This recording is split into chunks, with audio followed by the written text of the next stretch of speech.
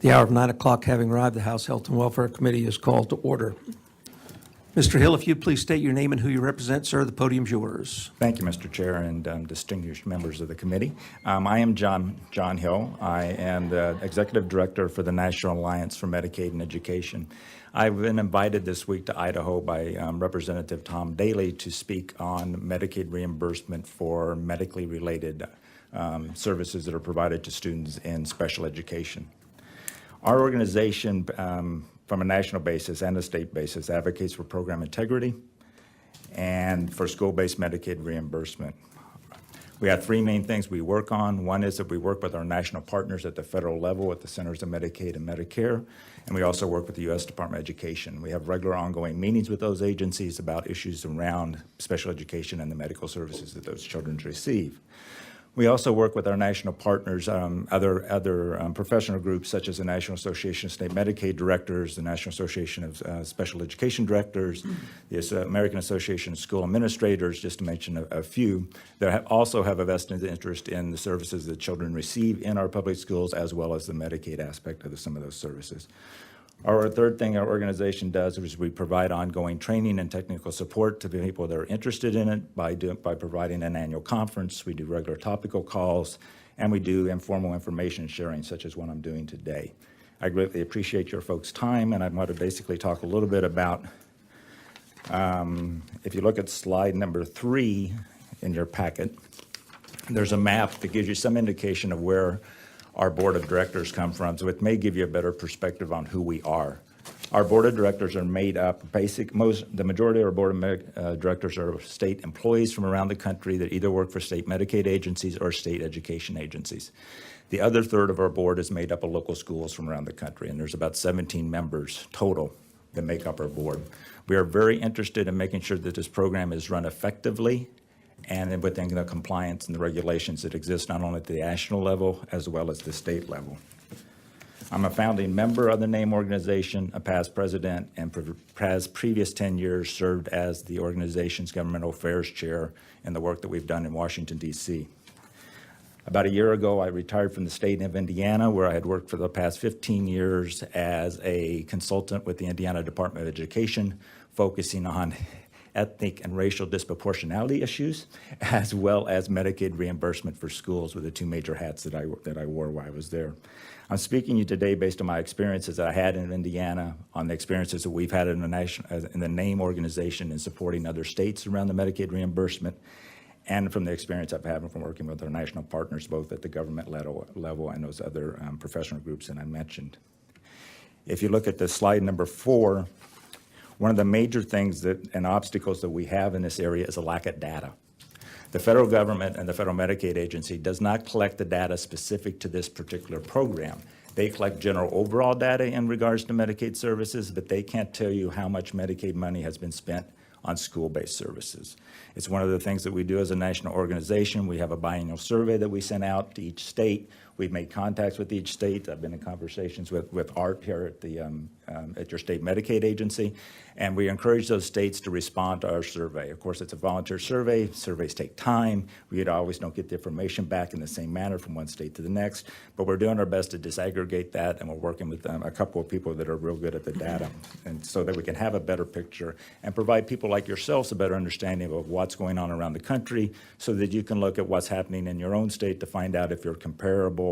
Are there areas that maybe you could be pulling down more federal dollars to pay for those mandated services that you have to provide? And we all hate government overreach, and we hate it when we get mandated to do services from the federal government, but there's no funding to do it. But this is one of those instances where there is funding available, and many states aren't pulling down the federal money that the feds have made available to provide those mandated services. Which is basically what slide number 5 was referencing, that it's up to each state's policymakers to decide how they want to participate in the school-based Medicaid program.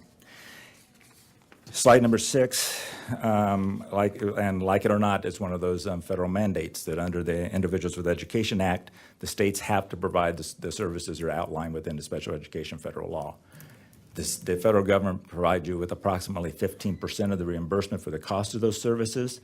When the law came into effect 40 plus years ago, the federal government committed to provide up to 40% of the cost. Well, here we are 40 years later, and they're giving us 15% of the cost of the services are mandated. Back in the late 1980s and early 90s, the federal government had decided that one way that they could help meet that 40% commitment was to allow schools to start accessing Medicaid for those medically related services that were delivered by medical personnel in schools for services that were indicated in the Student Special Education Program, or their IEP. Idaho is participating in the program. At one point in time, they got up to about $35 million in reimbursement. It's my understanding, in talking with Representative Daley and the State School Board Association, as well as the School Administrators Association and some of the other superintendents and special education directors around the state, is that this has dwindled to about $20 million over the past 3 years, and that there are many schools that are dropping out of the program because they feel that they're not giving enough information and training on the front end to have a full and clear understanding of what it is they should be billing for. And there's also those schools that reportedly that have dropped out because of the fear of the state coming in and doing an audit, not only reclaiming the funds that may have been inappropriately claimed, but then also assessing a fine on a school. And some of your schools that may be only pulling down $40,000 or $20,000 a year don't have the resources or the legal abilities to come back and challenge that. If you look at slide number 6, yeah, which is where we were. Basically, there are 3 main barriers of why states and schools have not participated in this program before. Those focused around it initially, and even in some states today, that many state agencies feel that this program is too complicated for schools. There was also the fear of federal paybacks if there was audits done, and there was also the fear that the feds would come along and say, well, you can no longer do it. Well, this program's been around for 30 years, so 30 years ago you said you weren't going to do it. And if you've been billing at $30 million a year, that's a lot of money that you left on the table. And by the way, that's money that you left on the table that you could have gotten for the federal government that you didn't get, which means your taxpayers of your state actually had to fund the services, because these services are provided, they must be provided. So your choice is whether you use your federal dollars to pay for the program or whether you use state dollars to pay for the program. We're allowable.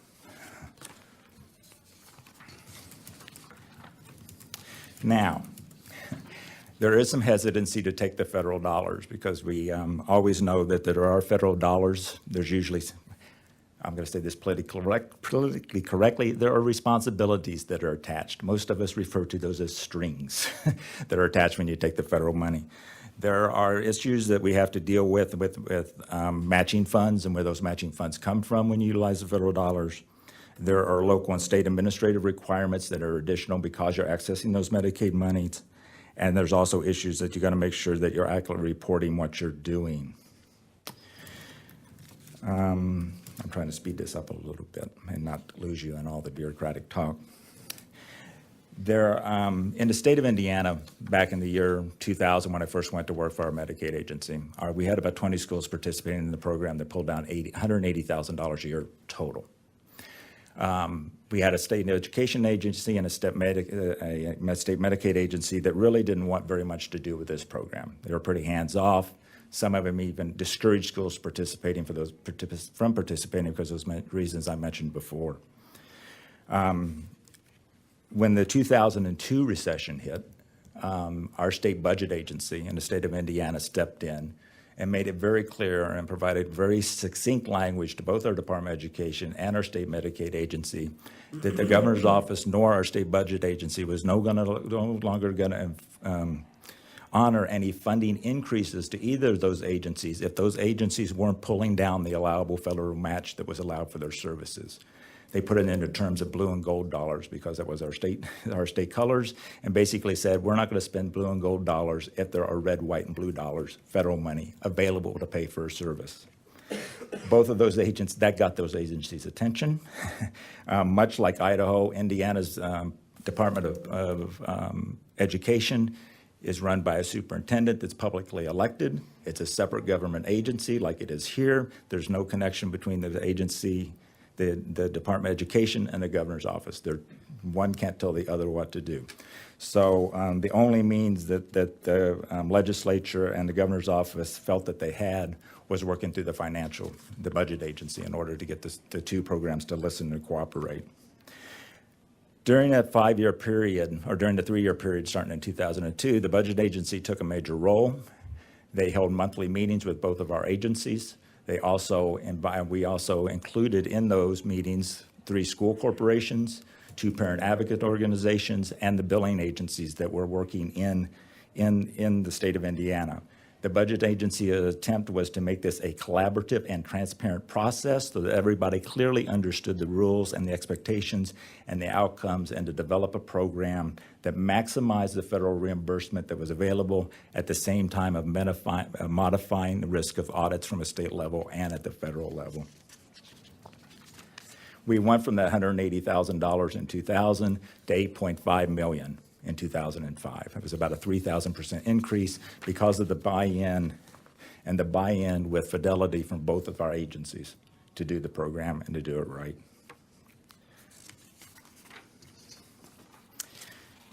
Talking about issues around audits, which is always where there are problems and concerns. If you look at page 8, there are audit exceptions happen for all kinds of reasons, and basically 3 when I say all kinds. There is fraud that does occur. Fraud is when somebody knowingly takes money that they're not entitled to. Knowingly does it in order for financial gain. That's a big difference from other kind of audit exceptions. The other type, there are 2 other audit exceptions that happen. The other one happens basically because somebody's participating in a program and they don't clearly understand the rules, and they may be billing for services that they should not have been billing for, but they didn't know it. They didn't understand the rules fully, but they didn't know what the rule was. That's not fraud. There's a big difference between fraud and that, because fraud goes down back to the case of they knowingly did it to make a financial gain. Now, they do have a responsibility. If you're going to access Medicaid or any other funding stream, you need to know the rules.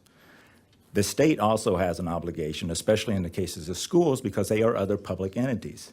Make sure their schools know these rules, knows what the rules are.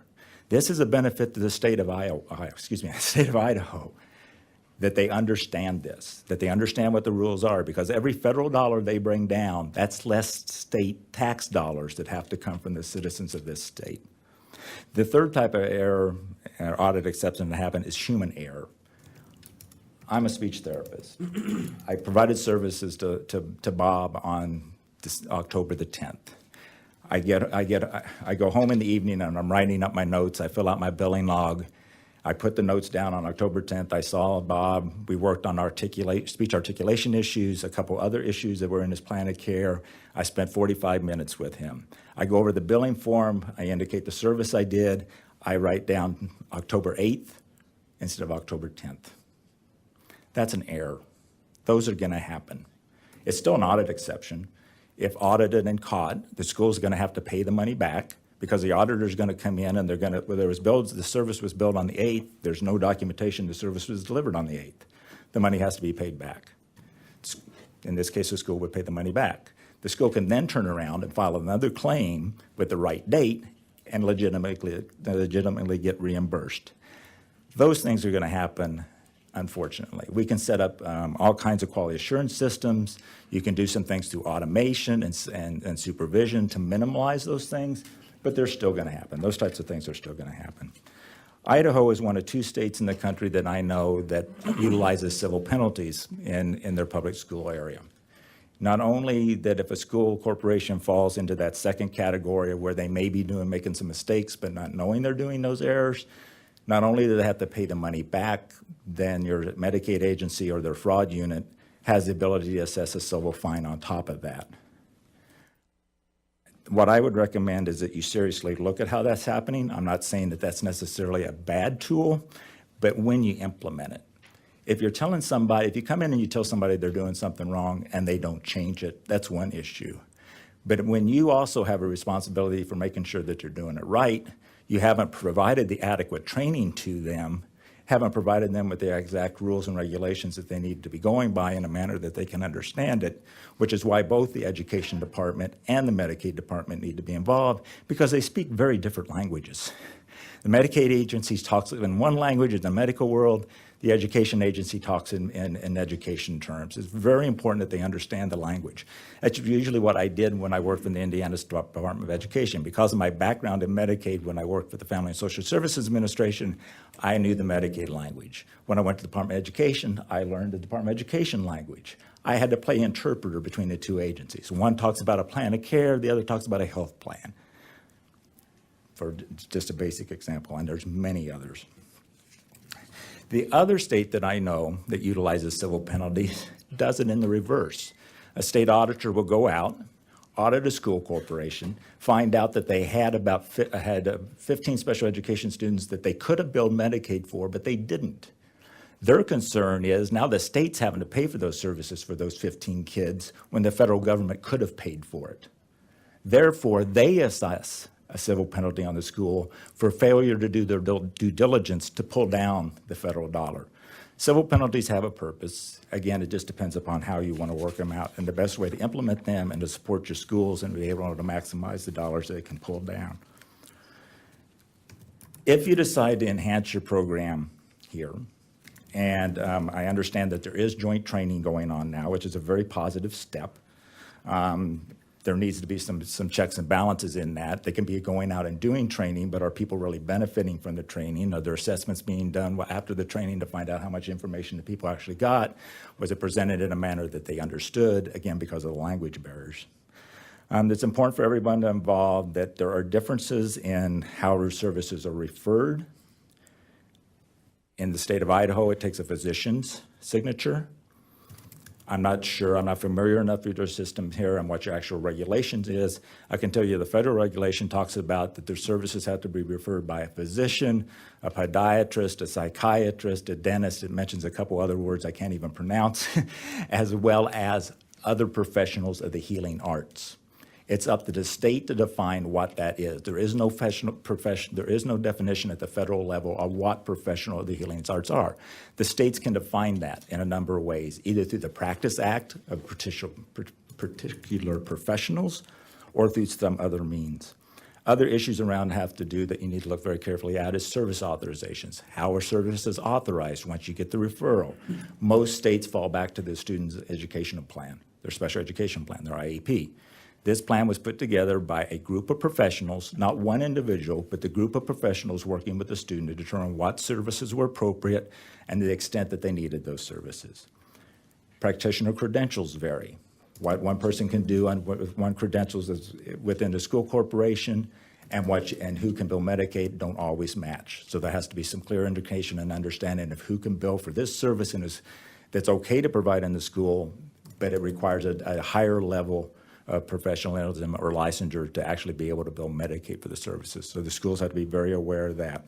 Issues around medical necessity, service definitions. So let's see if we can't wrap this Okay. up in the next minute. I will do that. Basically, that is about it. In closing, that I would recommend that you seriously look at what's going on. I don't get invited to states where there aren't perceived problems. We've talked with your Department of Education and your state Medicaid agency. From their standpoint, that they've got some control on what's going on. From the people in the field, they think that there can be a lot of enhancements. Things may be running smoothly, but that doesn't mean that you're maximizing what you can pull down. Again, all you're doing is you're getting a rebate. You've already spent the money. You've already bought the service. You have the opportunity to get a 70% rebate from the federal government on those services that you've paid for with state tax dollars if you utilize Medicaid. Thank you, Mr. Hill. Are there any questions of Mr. Hill? Representative Redmond. Thank you, Chairman Wood. I talked to Representative Kirby, who is a superintendent, about this, and he mentioned that he just now got money from the Medicaid Health and Welfare, $30,000, which they offered $4,000 from a claim he did a year before. And my understanding is that prior to that, there was also some major fines, and when they wind up sending them $30,000 after repeated calls, they said we may wind up taking some of that back. So, I think there has to be some lot better instruction in this. So that's I think is. And do you have any recommendations on that, on how? I mean, do they have a web? From what your conversations, web-based now, are they getting webinars in that area? Mr. Hill? That's a question that you would either ask the school or address maybe the representative from the Medicaid agency can address. I'm not sure. I know they're going out and doing training. At least I know that through my understanding from the information I've got. I don't know if they provide training materials or access in other ways or mechanisms. Thank you. Any other questions? Representative Redmond, I think what I'd do is I'd call Division of Medicaid and have them come over and chat with them, and then also the Department of Education or the superintendent's office and chat with them and get a little clearer picture of Idaho's past history for the past 15 or 20 years. You'll find it enlightening. Any further questions? Thank you, Mr. Hill. We appreciate you visiting with us today. Thank you for the time. It's my first visit being here. I hope to come back. You bet. Committee, with that, we'll stand adjourned and we be on the floor in a few minutes.